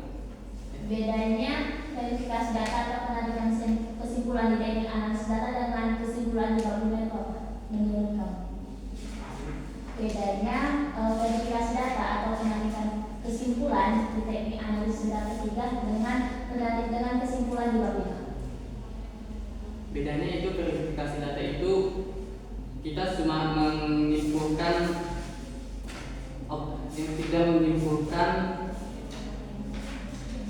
hasil penelitian kita saja. Tetapi kalau kita di bab 5 kita menyimpulkan semua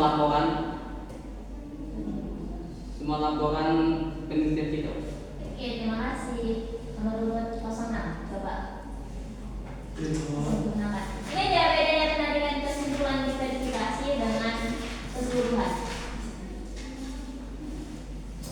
Untuk menarikan kesimpulan itu yang kita menarikan kesimpulan kita dapat dari reduksi data dan display data. Jadi kita mengambil kesimpulan dari keseluruhan wawancara atau tiap orang yang kita wawancarai supaya terarah dan tidak kemana-mana. Kemudian kesimpulan dari laporan itu adalah kesimpulan dari keseluruhan isi bab 1, bab 2, bab 3 sehingga kita menarik kesimpulan sesuai dengan judul yang kita bahas. Oke, terima kasih. Dan sebenarnya saya kembalikan kepada koordinator. Terima kasih Bu. Terima kasih untuk ibu-ibunya. Apakah bapaknya berangkat? Mungkin di bab 3 kita sudahi, kita lanjut ke bab 4. Yang dimana bab 4 itu hasil dan pembahasan. Tapi di sini dibuat di sini ya hasil penelitian dan pembahasan. Di sini dibuat cuma hasil.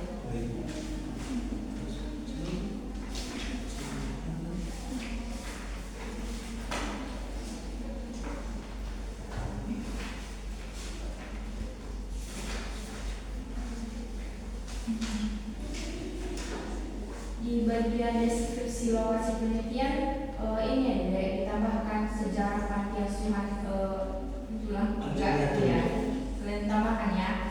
Di sini soalnya kalian langsung ini lokasinya, sejarahnya panti.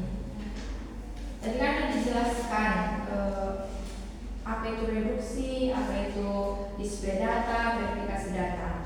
Di reduksi data itu kan hasil wawancara yang dilakukan di panti asuhan kan. Saya bisa menjawab 3 jawaban dari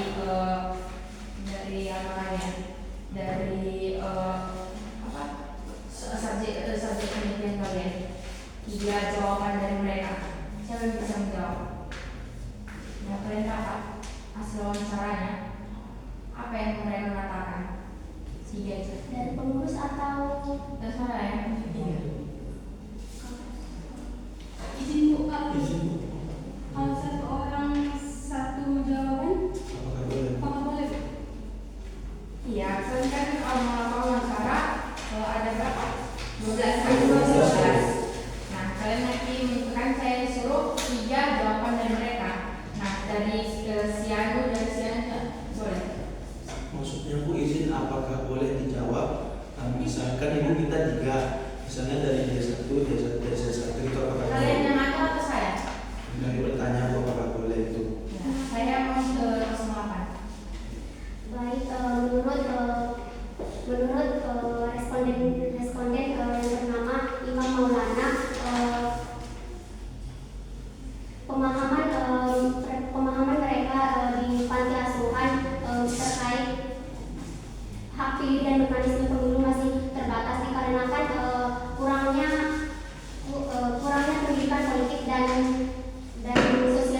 sosialisasi dan terbatasnya akses informasi seperti televisi yang didapatkan di panti asuhan. Kemudian pengurusnya Bapak Muhammad Fadli, yang dimana menurutnya di panti asuhan diperlukan adanya, walaupun di panti asuhan itu belum pernah adanya sosialisasi dilakukan, sosialisasi mengenai pendidikan politik, sehingga menurut beliau kedepannya harus dibuat mengenai pendidikan politik dan sosialisasi politik. Sekian jawaban dari saya. Terima kasih. Terima kasih. Ada yang bisa menambahi? Atau ada jawaban dari responden lain? Mungkin rasa menarik ini. Silakan. Ini contoh dari izin. Ada menurut dari responden kami atas nama Fikri Bu, situ Bu, bahwasanya beliau mengatakan bahwasanya pendidikan politik yang kami peroleh dari pertanyaan yang dari abang dan kakak berikan itu, bahwasanya pemilih itu belum merata ataupun belum bisa kami dapatkan. Kemudian kami juga kemarin itu ada menanyakan tentang bagaimana pemahaman mereka. Nah, jawaban dari responden kami terutama Fikri, beliau mengatakan bahwasanya kami belum mengetahui ataupun belum keseluruhan tahu tentang yang namanya pemilu. Selain itu juga Bu izin bahwasanya ada dari 10 subjek penelitian kami, responden kami itu mengatakan sebagian besar bahwasanya mereka memang belum mengetahui tentang yang namanya pemilu, karena akses yang mereka dapat di saat pelajaran tersebut di pendidikan Pancasila, mereka hanya mendapatkan dasar-dasar dari pemilu tersebut. Izin Ibu, terima kasih.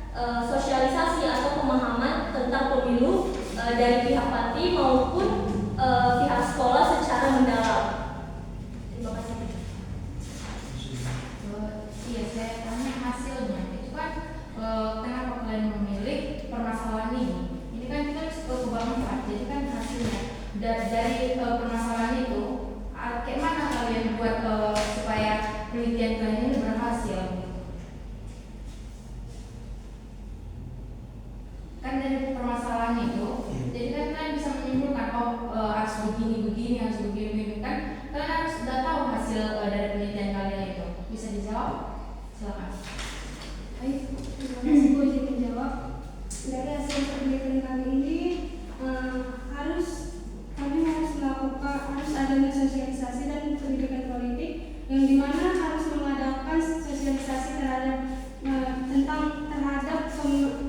pemenuhan hak konstitusi sebagai pemilih pemula yang berusia 17 tahun, yang dimana anak SMP ini kan masih kategori sebagai usia sebagai 14 atau sampai 15 tahun, yang dimana mereka ini masih memahami hak dan kewajiban warga negara saja. Nah, sedangkan yang usia pada 17 tahun, mereka ini sebagai pemilih pemula yang nantinya akan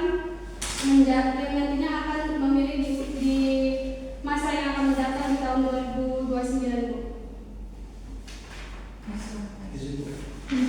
Izin menambahkan Bu, hasil dari observasi yang kami paparkan situ bahwasannya ketika kami mengambil observasi apa yang menjadi jawaban dari objek penelitian kami, bahwasannya hasil penelitian kami ini masih banyaknya atau minimnya objek penelitian kami ini seperti santri tersebut belum memahami yang namanya tentang pemilihan umum. Kemudian juga mereka belum tahu bagaimana mekanisme tentang pemilu. Sehingga apa? Sehingga kami dapat mengusulkan ataupun membuatkan hasil bahwasanya pentingnya pendidikan politik di panti asuhan tersebut, sehingga mereka bisa lebih tahu bagaimana pendidikan politik dan adanya pemilu di beberapa tahun yang akan datang. Begitu Bu. Terima kasih. Oke, dan kalian kan melakukan penelitian sosial dan ini kan tantangan atau apa gitu ada ya? Boleh dijelaskan Bu? Jadi tantangan yang kami dapatkan setelah waktu kami mewawancara itu, mereka masih belum mengerti apa itu hasil pemilu, Bu. Bahkan kepanjangan pemilu aja belum mengerti, Bu. Jadi mungkin dari jawaban mereka juga menjadi tantangan bagi kami bagaimana menafsirkan lebih jelas untuk hasil penelitian kami juga, Bu. Jadi juga mereka belum mengerti bagaimana proses pemilu. Jadi waktu kami menjelaskan atau memberikan pertanyaan, mereka juga masih ambigu, Bu. Jadi kami harus juga menjelaskan dulu apa dulu inti dari pertanyaan kami, baru mereka dapat menjawabnya, Bu. Mungkin tantangan besarnya begitu. Izin Bu, ketika kami melakukan observasi kemarin, sebelum kami melakukan observasi terhadap 10 anak di panti asuhan tersebut, kami akan menjelaskan terlebih dahulu. Dek, kami akan mewawancarai kalian tentang seputar yang namanya pemilu. Nah, tantangan besar bagi kami, sedikit juga tambahan dari ketua kami, bahwasannya mereka sama sekali belum mengetahui apa yang dimaksud dengan pemilu. Sehingga apa? Ketika kami melakukan observasi, kami tidak langsung mempertanyakan kepada mereka, tetapi kami bertanya kepada mereka terlebih dahulu. Dek, apakah kalian tahu mekanisme dari pemilu? Apakah kalian tahu apa yang dimaksud dengan pemilu? Dan bagaimana kalian pendidikan politik kalian di sekolah? Nah, ketika kami mendapatkan jawaban tersebut, lalu kami mempertanyakan sesuai dengan instrumen pertanyaan kami yang kami paparkan. Nah, tantangan yang lain juga jawaban yang diberikan oleh objek penelitian kami ataupun anak-anak panti asuhan tersebut yang jawaban mereka itu yang masih mentah. Misalnya, Dek, apakah kalian tahu mekanisme pemilu? Tahu, Bang? Tidak tahu, Bang. Lalu bagaimana yang kamu ketahui? Sehingga tantangan bagi kami untuk bagaimana caranya kami bisa membuat jawaban tersebut itu menjadi jawaban yang baik, begitu Bu. Berarti tantangannya pada pemahaman mereka tentang Pemilu. Iya Bu. Terima kasih. Mungkin pertanyaan dari saya itu aja. Mungkin ini revisi. Kalau jawaban dari responden itu, ini kan ada jawaban itu menurut saya itu spasinya satu aja, satu. Oke, semua ini jawaban. Oke.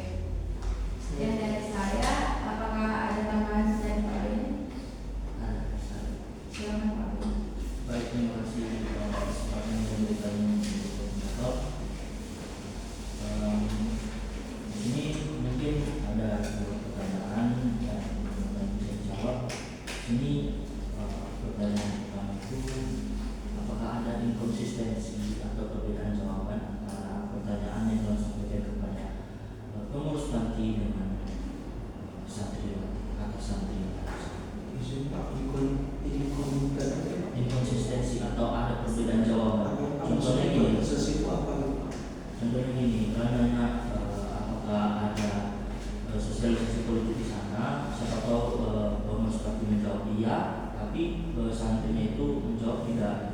Itu salah satu contoh. Dan dari pertanyaan kalian semua yang kalian sampaikan itu ada beberapa pertanyaan. 10 pertanyaan itu apakah ada perbedaan jawaban yang disampaikan oleh pengurus dengan santri? Ada? Nah, izin Pak, bisa kita ketahui bersama Pak bahwasannya ketika kami melakukan observasi, jawaban yang disampaikan dari pihak santri ataupun anak panti dengan pengurus panti itu sudah jelas berbeda dari cara menjawabnya. Nah, pihak panti mengatakan bahwasannya sosialisasi ataupun yang namanya pendidikan politik tersebut tidak merata ataupun belum ada di panti asuhan tersebut. Nah, ketika kami bertanya dengan anak panti tersebut bahwasanya beberapa ada yang menjawab, ada yang memberikan, tetapi tidak seperti abang yang menyampaikan. Nah, ketika sosialisasi tersebut, nah hal ini bisa berkemungkinan bahwasanya Pak adanya perbedaan ataupun penerimaan ketika sosialisasi dari selain kami, gitu Pak. Berarti kesimpulannya itu santri menjawab di sana ada sosialisasi politik juga. Selain kami, mereka mengatakan beberapa ada Pak, tetapi kemungkinan tidak merata Pak sosialisasinya Pak. Oh, berarti jawaban dari pihak santri sama yang pengurus itu beda. Terus dari hasil yang kalian buat bagaimana? Kan dari yang disampaikan itu beda. Yang disampaikan orang santri itu ada, cuma nggak merata kan? Dan yang disampaikan oleh pengurus sangat atau tidak ada. Jadi bagaimana sih hasil dari atau kesimpulan atau verifikasi data yang kalian buat, bagaimana terkait sosialisasi politik atau pemenuhan hak konstitusional di panti tersebut? Apakah di panti tersebut memang ada atau tidak sebagai sesuai dengan judul? Bagaimana? Betul? Jadi Pak, hasil dari kami ini bahwa banyaknya anak-anak yang dari kelompok ini berbeda karena anak-anak ini mungkin mengira kalau sosialisasinya di panti sama dengan sekolah Pak. Jadi kebanyakan anak panti bilang ada karena di waktu di sekolah ada pendidikan Pak, tapi menurut di panti itu memang belum ada Pak. Cukup waktu kami mengadakan sosialisasi saja. Oke, mungkin pertanyaan ya. Ini kan kalian tadi sampaikan bahwasanya di bab 2 bahwasanya pemilih pemula adalah pemilih yang baru pertama kali memilih karena usia mereka baru memasuki usia pemilih yaitu 17 hingga 21 tahun. Jadi di bawah itu bukan pemilih pemula. Jadi kalau contohnya yang kalian wawancarai adalah pemilih pemula, harusnya umur atau orang yang kalian wawancara harusnya itu di umur rentang 17 hingga 21 tahun. Kalau memang kalian mau meneliti 15 atau umur 14 sampai 16 tahun, harusnya kalian meneliti orang yang pra pemilih pemula. Jadi orang sebelum menjadi pemilih pemula. Karena kan pemilih pemula itu adalah orang yang sudah menginjak umur 17 tahun sampai 21 tahun.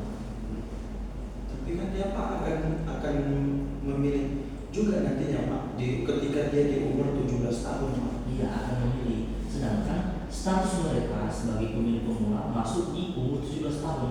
Jadi kalau memang mereka besok ulang tahun 17 dan saya sekarang masih 19 tahun, saya masih belum bisa disebut sebagai pemilih pemula karena saya masih belum legal dan saya masih belum punya hak untuk memilih. Jadi saya masih belum masuk ke dalam kategori pemilih pemula. Tapi saya masuk ke dalam kategori pra pemilih pemula. Gitu. Mungkin itu sih revisi dari